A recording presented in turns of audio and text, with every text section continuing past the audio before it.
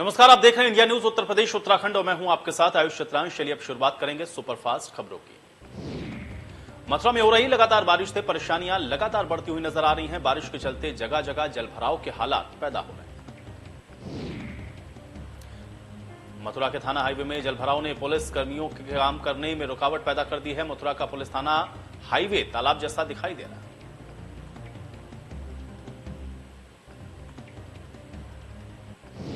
मुजफ्फरनगर में बीते 48 घंटों में रुक रुक कर हो रही बारिश ने जमकर कहर बरपाया है। बारिश के चलते कई कच्चे मकान भरभरा कर गिर पड़े। इसमें मलबे में दबने से 7 लोग घायल हो गए हैं। 3 लोगों की मौत हो गई है। कड़ी मशक्कत के बाद सभी घायलों को मलबे से बाहर निकालकर जिला अस्पताल में भर्ती करवाया गया।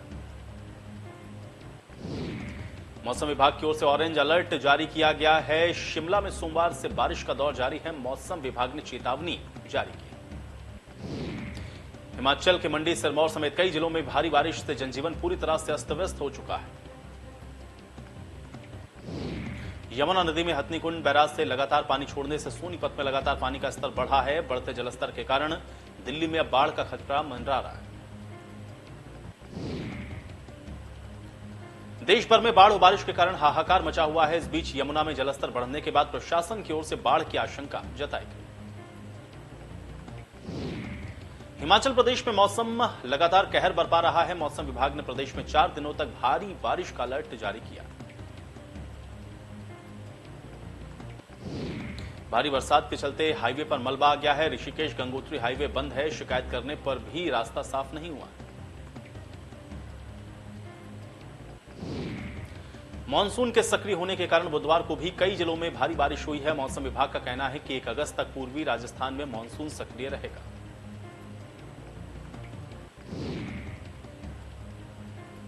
बिजनौर में आफत की बारिश से लोगों का जीना मुहाल हो गया है। गंगा के कटान से लहलहाती फसल चौपट हो गई है। किसानों की कई बीघा फसल गंगा में डूब गई है।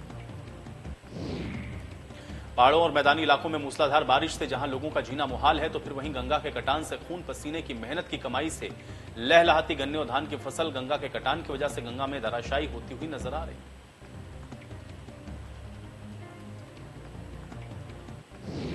शामली में 2 दिन से हो रही लगातार बारिश के बाद हथनीकुंड बैराज से 1,60,000 क्यूसेक पानी छोड़ा गया है। मैदानी और पहाड़ी क्षेत्रों में लगातार बारिश के बाद हरियाणा यूपी के बॉर्डर यमुना का जलस्तर लगातार बढ़ता जा रहा है। यमुना का जलस्तर बढ़ने के कारण प्रशासन पूरी तरह से अलर्ट पर है। आने वाले दिनों में यमुना का जलस्तर और बढ़ने की संभावना है। यमुना से सटे शामली जिले के दर्जनों गांवों पर बाढ़ का संकट मंडरा रहा है। कानपुर देहात में लगातार हो रही मूसलाधार बारिश लोगों के लिए आफत का सबब बन गई है। लोगों के कच्चे मकानों के गिरने का सिलसिला लगातार जारी है। लगातार हो रही बारिश से लगभग आधा सैकड़ा मकान गिर गए हैं। मकान गिरने से बहुत से लोगों का सामान मलबे में दब गया है। मलबे में दबने से अब तक 4 लोगों की मौत हो चुकी है। बड़ी संख्या में लोग घायल हुए।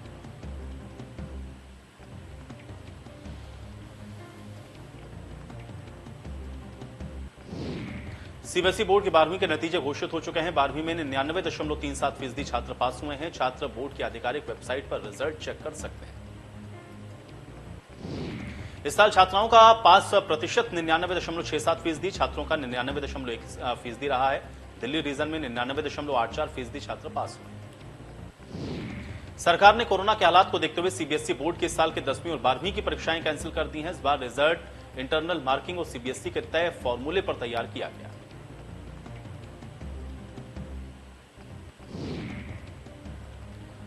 सुप्रीम कोर्ट ने 12वीं का रिजल्ट जारी करने के लिए 31 जुलाई तक की डेडलाइन तय की थी। इसलिए बोर्ड ने 10वीं से पहले 12वीं के रिजल्ट को जारी किया है। 10वीं के रिजल्ट का इंतजार कर रहे छात्रों को अभी और इंतजार करना होगा।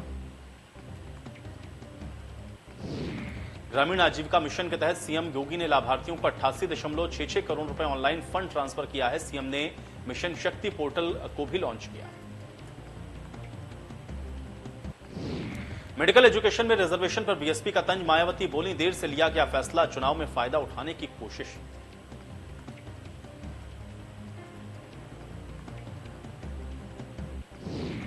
1 अगस्त को 1 दिवसीय लखनऊ दौरे पर होंगे गृहमंत्री अमित शाह। सरोजनी नगर में करेंगे पुलिस लाइन और फॉरेंसिक विश्वविद्यालय का शिलान्यास। बीएसपी के बाद बीजेपी का भी जागा। ब्राह्मण प्रेम बुलंदशहर में परशुराम चौक का शिलान्यास करेंगे बीजेपी के वरिष्ठ नेता। यूपी चुनावों से पहले जातीय समीकरण को साधने में जुटी पार्टियां। लखनऊ के उदरावा गांव में मुख्यमंत्री योगी आदित्यनाथ के प्रस्तावित कार्यक्रम को लेकर युद्ध स्तर पर तैयारियां चल रही हैं। बता दें कि 31 जुलाई को मुख्यमंत्री गांव के ओपन जिम से खिलाड़ियों को प्रेरित करने के लिए उनको संबोधित करेंगे।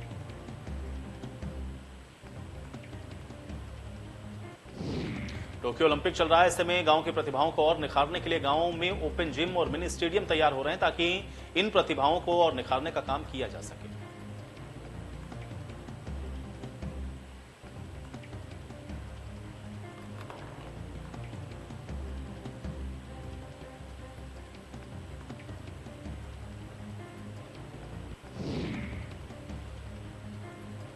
खत्म हुआ लखनऊ वासियों का इंतजार, लंबे वक्त के बाद खुल गए मल्टीप्लेक्स, आइनॉक्स और पीवीआर।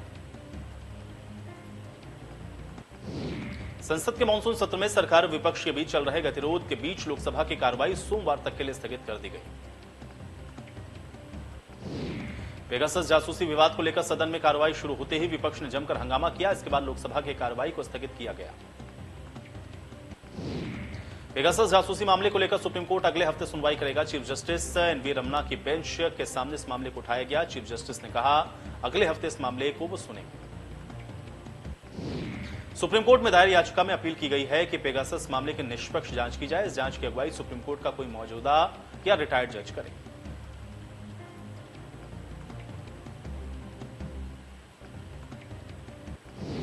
लखनऊ में बिजली विभाग की बड़ी लापरवाही सामने आई है। बीकेटी में बड़ा हादसा होने से बच गया है। लापरवाही से ट्रांसफार्मर जल गया। 1 घंटे तक ट्रांसफार्मर जलता रहा। हरदोई में एम्बुलेंस स्ट्राइक खत्म हो गई है। एडीएम संजय सिंह ने इसकी जानकारी दी है। 99 एम्बुलेंस ने अपना काम शुरू कर दिया है। प्रशासन और पुलिस की मध्यस्थता के बाद यह बात बनी। गाजियाबाद के लोनी इलाके में मुठभेड़ हुई है। पुलिस और बदमाशों के बीच मुठभेड़ हुई। मुठभेड़ में शादाब नाम का बदमाश घायल हो गया। मौके का फायदा उठाकर साथी फरार।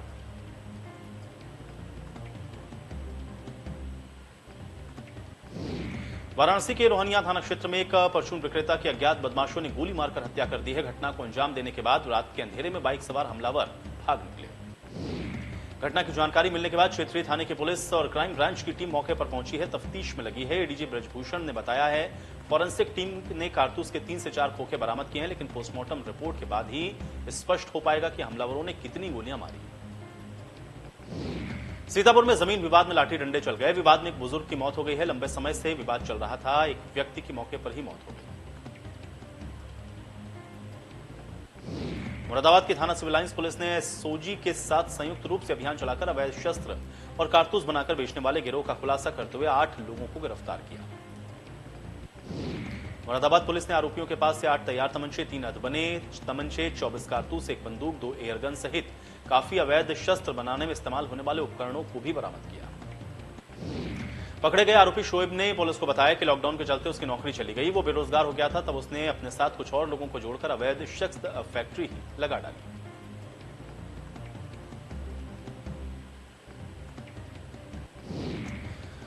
अपराधियों पर लगाम लगाने के लिए यूपी पुलिस लगातार ऑपरेशन एनकाउंटर चला रही है। बस्ती पुलिस ने लगातार तीसरे दिन अपराधियों से मुठभेड़ करके गिरफ्तार करने में कामयाबी हासिल की।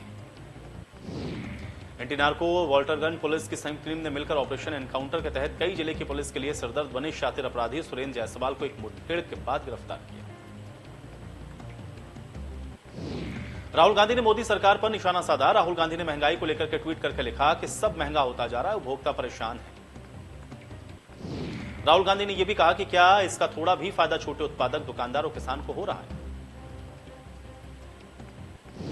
रिश्तों का कत्ल कर देने वाली वारदात उन्नाव में सामने आई, जहां पर पति ने नशे में अपनी पत्नी की धारदार हथियार से गला रेत कर हत्या कर दी। मासूम बच्चे पर भी वार किया।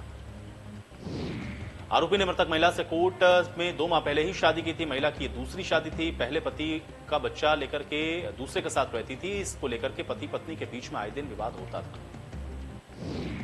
अंतर्राष्ट्रीय मानव तस्करी विरोधी दिवस के मौके पर महाराजगंज जनपद के भारत नेपाल और सुनौली सीमा पर एसएसबी की 22वीं बटालियन पुलिस, सामाजिक संगठन और ग्रामीणों के द्वारा संयुक्त रूप से जन जागरूकता रैली निकाली गई।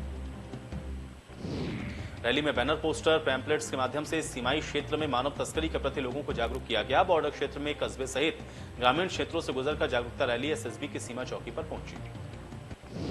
विभिन्न सामाजिक संगठन के सदस्य, एसएसबी और पुलिस ने ग्रामीणों से मानव तस्करी के प्रति जागरूक रहने का संदेश दिया। सामाजिक संगठन के लोग का कहना था भारत नेपाल सीमा मानव तस्करी को लेकर के काफी संवेदनशील है। कानपुर में ठगी करने वाले गैंग का खुलासा। अमेरिकन नागरिकों से लोन के नाम पर करते थे ठगी। पकड़े गए 2 सदस्यों के पास से लैपटॉप बरामद। 2 लाख अमेरिकन नागरिकों का डाटा भी बरामद। बाराबंकी हादसे को लेकर परिवहन विभाग हुआ सख्त। लखनऊ परिक्षेत्र के डिप्टी कमिश्नर परिवहन निर्मल कुमार ने दिए निर्देश। चेकिंग के लिए परिवहन के अधिकारियों की 5 टीमों को लगाया गया। 24 घंटे में 166 बसों का चालान हुआ है। 12 बस सीज की गई है। डग्गामार वाहनों के खिलाफ यह विशेष चेकिंग अभियान चलाया गया। सुल्तानपुर में एसटीएफ और स्थानीय पुलिस को बड़ी सफलता मिली है। 25,000 के नामी लुटेरों को गिरफ्तार किया गया है। देसी शराब के सेल्समैन को गोली मारकर हत्या की गई। हमीरपुर में युवक की हत्या का आरोपी गिरफ्तार किया गया है। संदिग्ध अवस्था में पुलिस को युवक का शव मिला है। लाठी और ईंट से मारकर हत्या की गई। गोंडा में कटीले तार में करंट आने से हादसा हो गया। करंट की चपेट में आई महिला की मौत हो गई। 25 साल की गीता की करंट लगने से दर्दनाक मौत हुई। गाजियाबाद में एक ऐसा इलाका है जहां पर लोगों को अपने घर जाने के लिए बैलगाड़ी का इस्तेमाल करना पड़ता है। हैरत की बात यह है कि कॉलोनी के नाम लोगों ने गड्ढा कॉलोनी ही रख दिया। पूरा मामला लोनी के पास बाबी इलाके का है। इस इलाके का नाम लोग गड्ढा कॉलोनी रख चुके हैं। दरअसल यहां पर लोगों की समस्या पिछले कई सालों से बनी है। इस इलाके में एक तालाब के ओवरफ्लो होने के कारण यह समस्या बनती है। थोड़ी सी बारिश के बाद कई दिनों तक यहां पर इतना जल जमाव होता है कि लोगों को अपने घरों के जाने के लिए बैलगाड़ी तक का इस्तेमाल करना पड़ता है। लोगों का कहना है कि इससे अन्य बीमारियों का भी खतरा बना रहता है।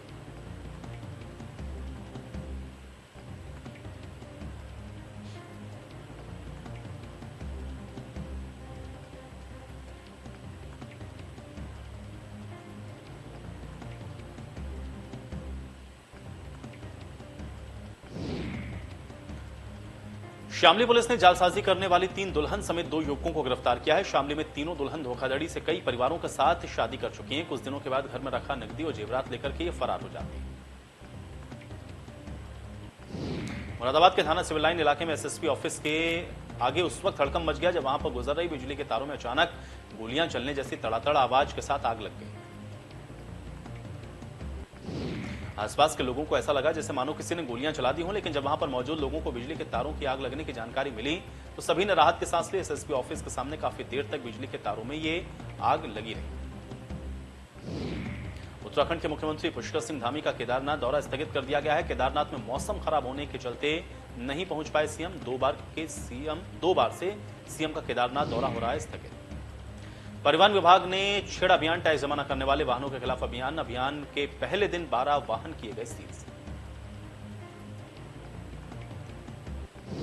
देहरादून में दून यूनिवर्सिटी का किया गया उद्घाटन। डॉक्टर अंबेडकर शेयर का किया गया उद्घाटन। राज्यपाल बेबी रानी मौर्य और सीएम पुष्कर सिंह धामी रहे मौजूद। बदल रहे मौसम के साथ डेंगू का खतरा बरकरार। स्वास्थ्य विभाग और प्रशासन हुआ अलर्ट। जगह जगह पर फॉगिंग की प्रक्रिया जारी। भारत में भी मिक्स एंड मैच वैक्सीन को लेकर के जल्द ही ट्रायल हो सकता है शुरू। कोवैक्सीन और कोविशील्ड की डोज की मिक्सिंग को लेकर के की गई सिफारिश। सूत्रों के मुताबिक central drug standard control organisation यानी कि CDSCO के एक्सपर्ट पैनल ने कोवैक्सीन और कोविशील्ड की डोज की मिक्सिंग को लेकर ट्रायल को मंजूरी देने की सिफारिश की। पीवी सिंधु ने शानदार मुकाबले में जापान के खिलाड़ी को हरा दिया है। सिंधु यामागुची को सीधे गेम में 21-13, 22-20 से मात दी। कांटे का मुकाबला 56 मिनट तक चला। सिंधु ने मैच जीतकर सेमीफाइनल में जगह बना ली है। वो मेडल से मात्र 1 जीत दूर है।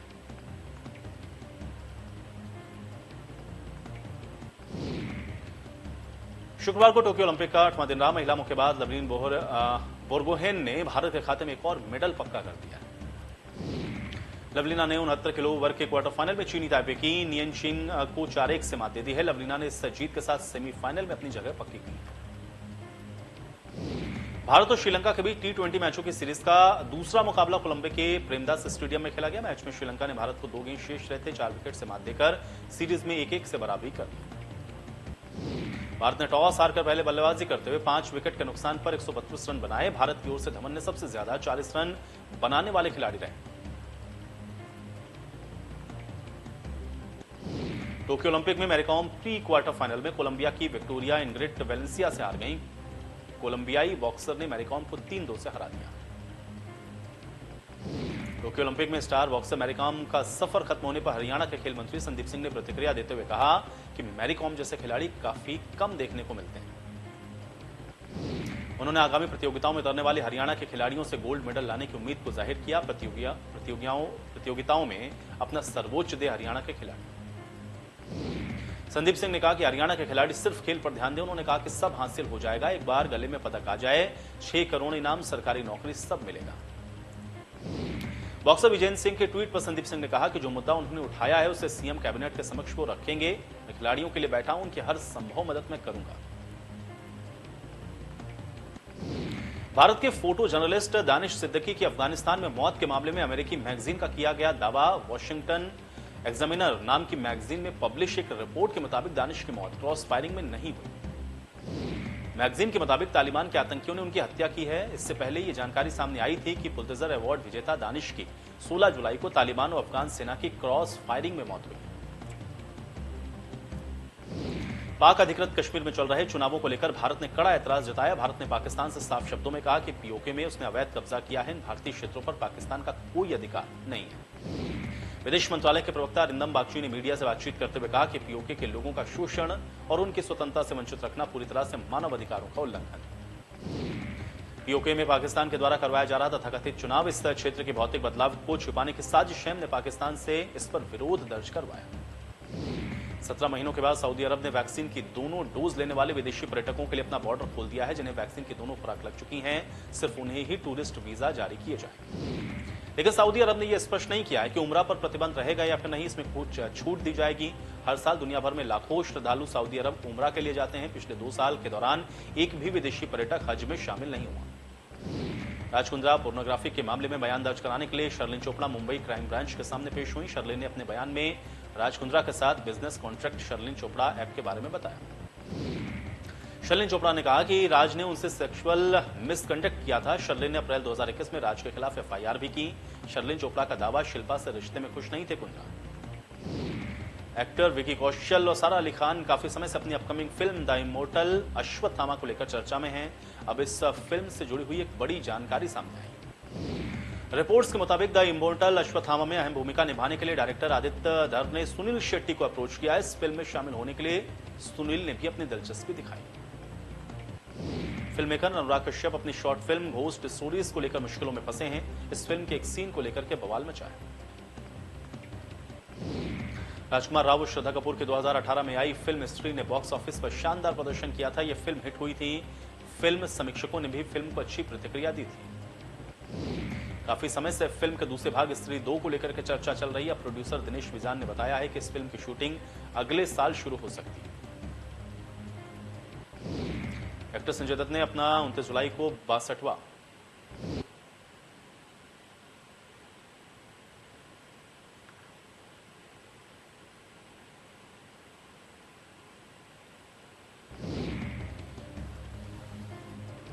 एक्टर संजय दत्त ने 29 जुलाई को अपना 62वां बर्थडे सेलिब्रेट किया। इस खास मौके पर संजय ने अपने फैंस को एक स्पेशल गिफ्ट भी दिया। उन्होंने अपनी अपकमिंग फिल्म केजीएफ चैप्टर 2 से अपना अधीरा के किरदार का नया लुक रिलीज किया।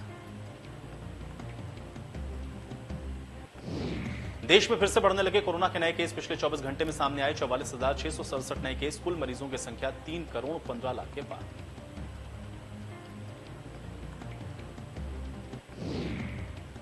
तो चलिए इसी के साथ सुपरफास्ट खबरों में मेरे साथ फिलहाल इतना ही।